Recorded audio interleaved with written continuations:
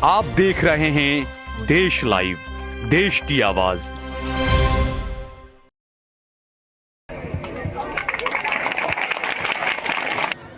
السلام علیکم ورحمۃ اللہ وبرکاتہ۔ بسم اللہ الرحمن الرحیم، الحمد للہ رب العالمین والعاقبۃ للمتقین، والصلاة والسلام علی سید الانبیاء والمرسلین وعلی آلہ وصحبہ اجمعین۔ قل لن یصیبنا الا ما کتب اللہ لنا هو مولانا وعلی اللہ فلیتوکل المتوکلون۔ وقال رسول اللہ صلی اللہ علیہ وسلم ید اللہ علی الجماعہ، وکما قال علیہ الصلاۃ والسلام۔ اسٹیج پر تشریف فرما نہایت واجب الاحترام حضرات علماء کرام، دانشوران قوم اور معزز سامعین، پیارے بچے اور پس پردہ سننے والی بہنیں، رات کافی طویل ہو گئی ہے، بہت دیر سے آپ لوگ بیٹھے ہیں، سن رہے ہیں کھلے میدان میں، اور میں ہزار عیب کے ساتھ الحمدللہ یہ خوبی ہے کہ وقت کا پابند، اس لیے صرف 5-10 منٹ میں کچھ باتیں آپ کے سامنے رکھوں گا۔ جنگ آزادی کی ایک طویل تاریخ ہے، 200 سالہ تاریخ ہے، اور مسلمانوں کی ایک بہت لمبی قربانی کا یہ تاریخ اور اتہاس ہے، جس کو 5-10 منٹ میں بیان نہیں کیا جا سکتا۔ میں صرف 2 چیزیں آپ کے سامنے بتلا رہا ہوں۔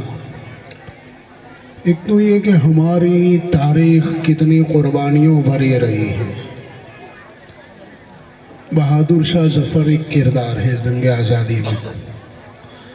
1857 کی جو جنگ تھی، ویسے تو جنگ آزادی 1754-56 سے شروع ہوئی ہے، لیکن میں درمیان کا حصہ 1857 کا تھوڑا سا ذکر کروں تاکہ ہمیں اندازہ ہو کہ ہم نے کتنی قربانیاں دی۔ آخری مغل بادشاہ بہادر شاہ ظفر کا آپ نے نام سنا ہوگا۔ اس ملک میں، ہندوستان کے اندر، مسلمانوں نے تقریباً 980 سال تک حکومت کی ہے۔ 977 سے لے کر 1857 تک مسلسل مسلمانوں نے حکومت کی ہے۔ پہلا ہمارا بادشاہ تھا سلطان ناصر الدین سبکتگین رحمۃ اللہ علیہ، سلطان محمود غزنوی کے والد، اور آخری بادشاہ بہادر شاہ ظفر۔ 1857 میں 3 بڑی چھاؤنیاں تھیں، دہلی، میرٹھ اور امبالہ، اور ساروں کا جو اصل قائد تھا آخری مغل بادشاہ تھا۔ بڑے دردناک حالات ہیں، میں ساری چیزیں نہیں بتلاؤں گا آپ کو، صرف ایک بات بتلاؤں جس سے اندازہ ہوگا کہ ہمارے بادشاہ بھی کتنے دیندار ہوا کرتے۔ 11 مئی 1857 رمضان کے مہینے میں صبح 7 بجے کے قریب کچھ غداروں کی غداری کی وجہ سے بہادر شاہ ظفر کو گرفتار جب کرنے کے لیے پہنچے لوگ، وہ اشراق کی نماز پڑھ رہا تھا، اشراق کا بھی پابند، اس کو گرفتار کیا، اور گرفتار کرنے کے بعد اس کو رنگون کے قید خانے میں ڈال دیا۔ ایک دن انگریزوں نے اس کو منت سماجت کی کہ بھائی آج آپ کی دعوت ہے، زبردستی اس کو دسترخوان پر بٹھایا گیا۔ بہادر شاہ ظفر سمجھتا تھا اس کے ساتھ کیا مکاری ہو رہی، اس کو دسترخوان پر بٹھایا اور کہا آج آپ کا شاہی ناشتہ ہوگا، ناشتے میں شاہی آئٹمیں پیش کریں گے۔ کچھ تھال، کھونچے، بڑے بڑے تھال اور کھونچے اس کے سامنے رکھے گئے، اس کو کہا دسترخوان پر یہ جو تھال ہے اس کے اوپر سے کپڑا اٹھاؤ۔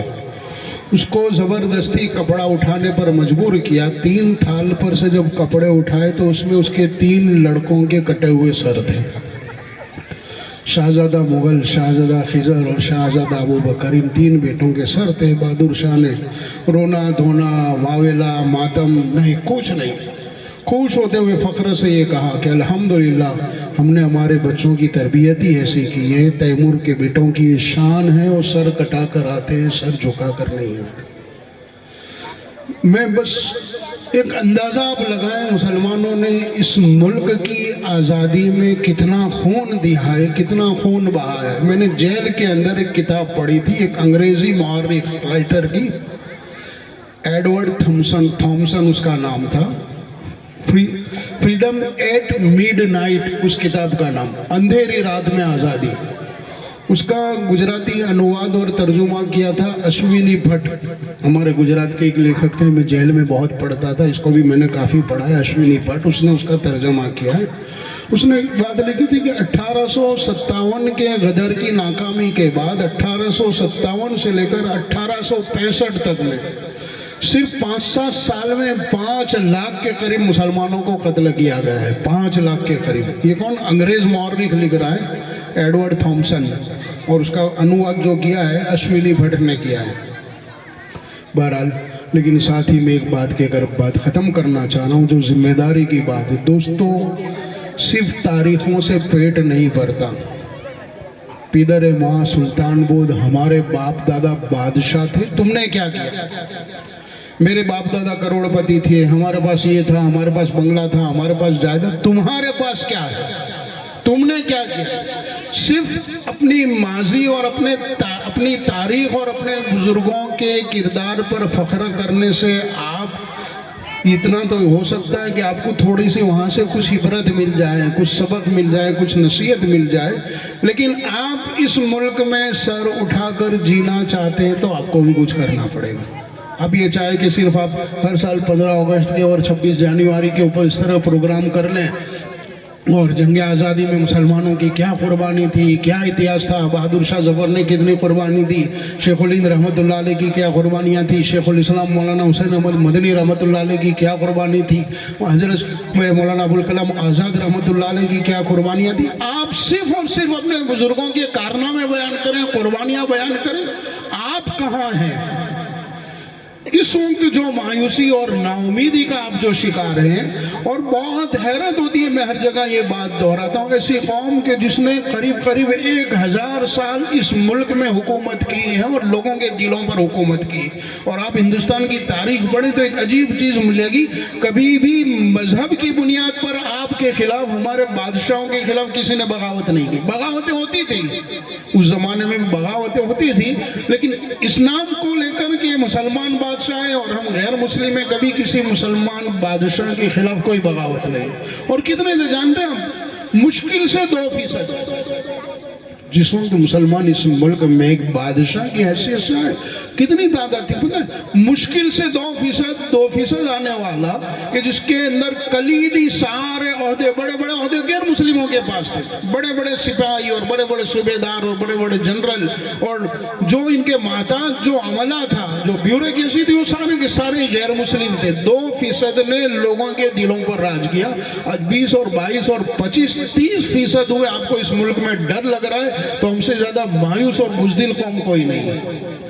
سر اٹھا کر جینا چاہ رہے ہیں, عزت سے جینا چاہ رہے ہیں, اپنی پہچان کے ساتھ, اپنے تشخص کے ساتھ, اپنے دین کے ساتھ, اپنی اسلامی روایتوں کے ساتھ, اسلامی کلچر کے ساتھ اگر جینا چاہ رہے ہیں تو تاریخ سے بیان نہیں, تاریخ سے ہم کو سبق بھی حاصل کرنا ہے.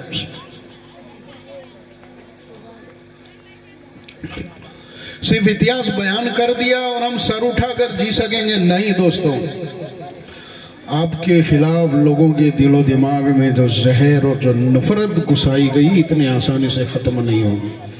آپ کو لوگوں کا اعتماد حاصل کرنا ہے اور اپنے بزرگوں کی تاریخ سے سبق سیکھنا ہے. مجھے ایک بہت دردناک واقعہ یاد آ رہا ہے کہ صرف تاریخیں بیان کرو, آپ اس سے کچھ سیکھو نہیں, عبرت نہیں لو, تو آپ کی لمبی زندگی نہیں ہے اس ملک میں. جو دکھ رہے ہیں دن یہ دکھ رہے ہیں کہ آنے والا دور اور زیادہ خطرناک, بھیانک, مایوس کن ہوگا, بہت صبر آزما ہوگا. لوگ ہزاروں کی تعداد میں مرتد ہو جائیں گے. آپ کو اپنی نسلوں کی فکر ہے, اپنے بچوں کی فکر ہے, اپنے بچوں کے فیوچر اور مستقبل کی فکر ہے, تو سیکھیں کہ اس ملک میں ہمارے بڑوں نے کیسے زندگی گزاری تھی. مجھے ایک واقعہ یاد آیا, خواجہ حسن نظامی رحمۃ اللہ علیہ. دہلی میں خواجہ نظام الدین اولیاء رحمۃ اللہ علیہ کی جو درگاہ ہے, ان کی نسلوں میں, ان کی اولاد میں تھے خواجہ حسن نظامی رحمۃ اللہ علیہ. ایک بہت دردناک واقعہ لکھا, میں کہہ کر اپنا مقصد پورا کر دوں گا اور بات ختم کر دوں گا. کہتے ہیں کہ ایک مرتبہ میں لال قلعہ کے پاس سے گزر رہا تھا, ایک بھیکاری کو, ایک فقیر کو دیکھا, بھیک مانگ رہا تھا, لیکن عجیب باتیں بھی کہہ رہا تھا. اللہ کے نام پہ دے دو, یہ قلعہ ہمارا ہے. अल्लाह के नाम पे दे दो, ये किला हमारा है, हमारे बाप दादाओं का, अल्लाह के नाम पर दे दो, ये किला हमारा है, हमारे बाप दादाओं का। मुझे हैरत हुई, एक जानी भीख मांग रहा है और सामने ये भी कह रहा है साथ में कि किला हमारा है, हमारे बाप दादाओं का है, हम इसके वारिस हैं।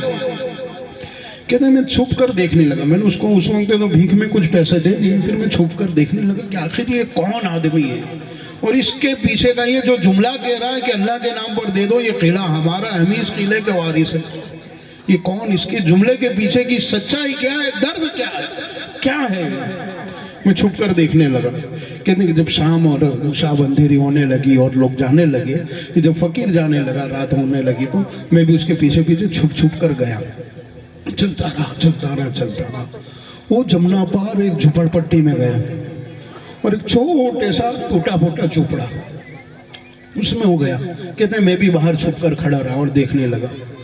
अब वो पटारा को अंदर घर में गया, हाथ पैर वगैरह धोए होंगे, फारिग हुआ, फिर पुराने ज़माने के जो बक्से और पटारे आपके देहातों में भी होते हैं, पटारे खोल कर कुछ तस्वीरें वगैरह देखा, कुछ दस्तावेज देख रहा है। कहते मैं छुप छुप कर ये नज़ारा देख रहा था, आखिर उसकी नज़र पड़ गई और बड़ा होशियार आदमी है, चालाक आदमी, कहने लगा मेरी जासूसी कर रहे थे, तजस्सुस कर रहे थे, अब जानना चाह रहे थे मैं कौन हूँ। मैं बतला देता हूँ, मैं बहादुर शाह जफर की औलाद हूँ।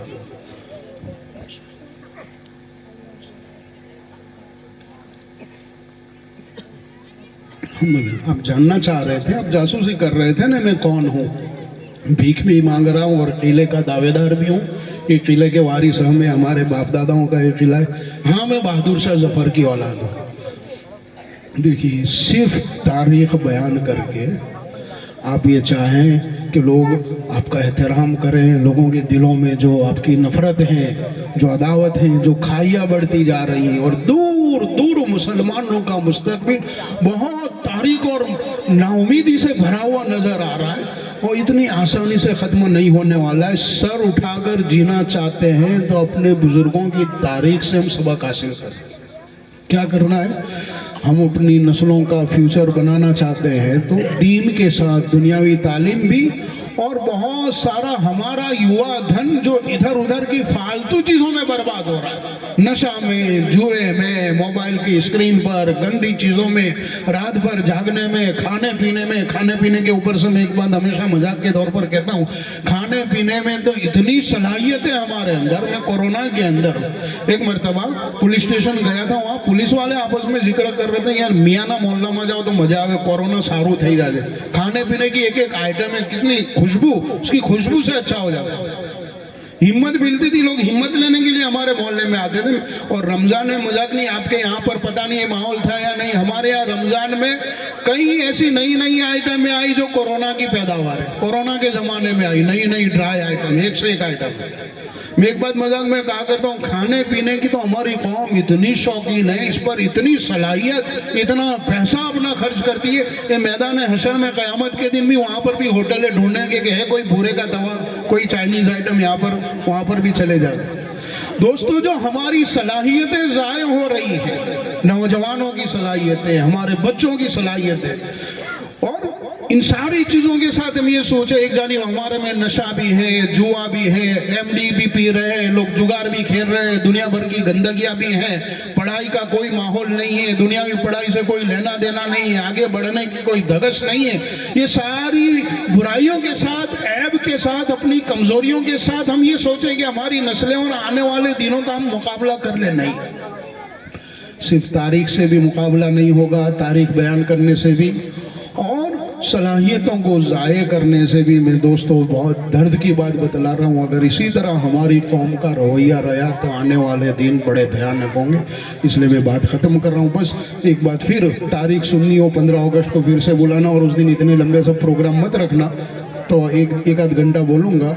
बस दोस्तों, मायूस और नाउमीद ना हो। मौलाना अबुल कलाम आज़ाद रहमतुल्लाह अलैह का इस कौम पर बहुत बड़ा एहसान है। मौलाना के कुछ तारीखी जुमले में 2-3 बातें उनकी कहकर बात ख़त्म कर देता हूँ। जिस ज़माने में हिंदुस्तान पार्टीशन हो गया, पार्टीशन भी हमारी अपनी मर्जी नहीं थी। हम हिंदुस्तान में मुसलमान जो बस रहे थे, हमारी अक्सरियत की मर्जी नहीं थी कि मुल्क तकसीम हो।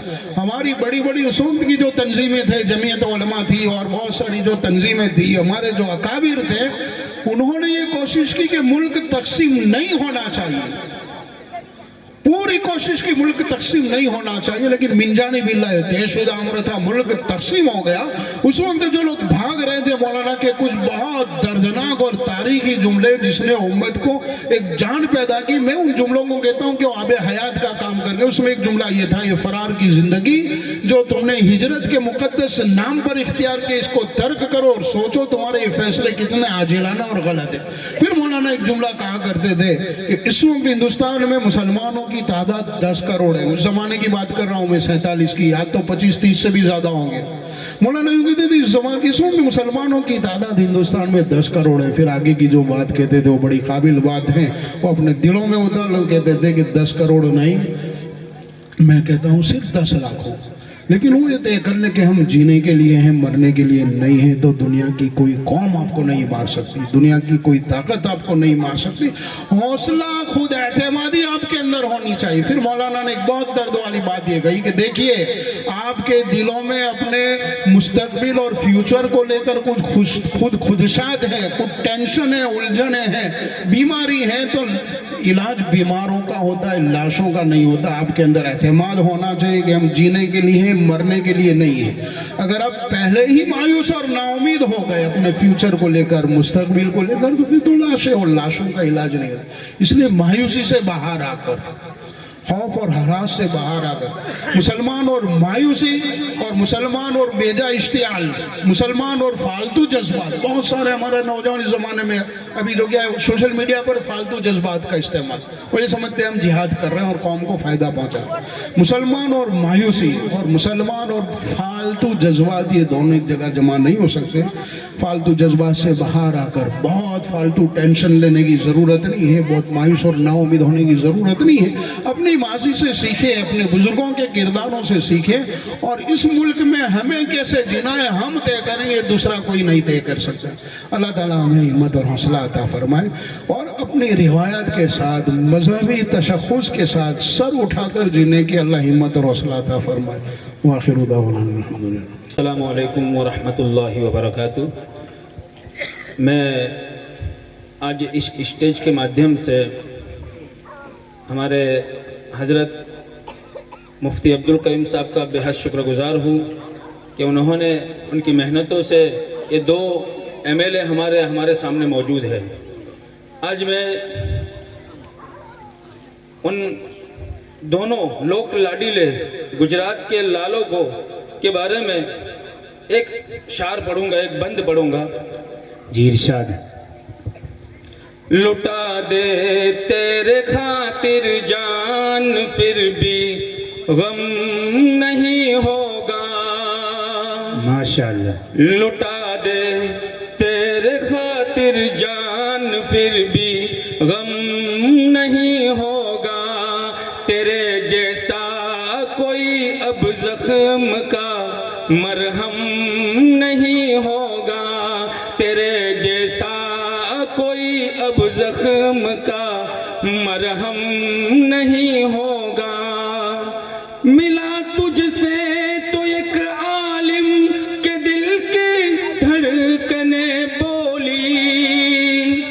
मिला तुझसे तो एक आलिम के दिल की धड़कने बोली।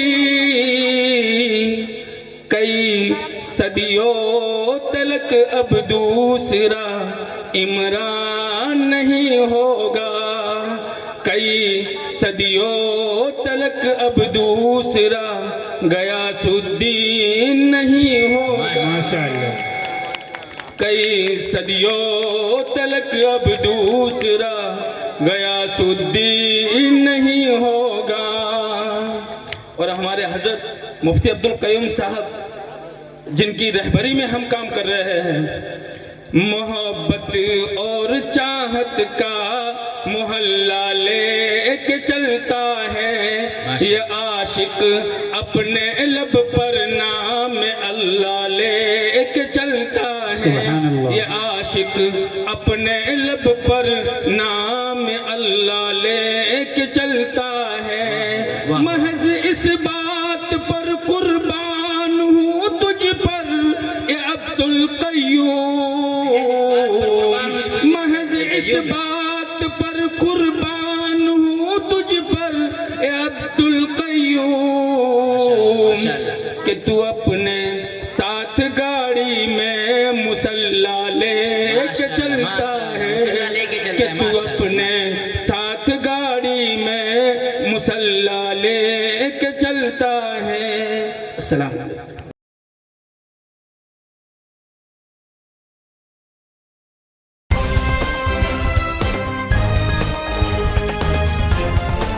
دیش اور دنیا کی تمام چھوٹی اور بڑی خبروں کے لیے ہمارے چینل کو سبسکرائب کرنا نہ بھولیں اور بیل کا بٹن ضرور دبائیں.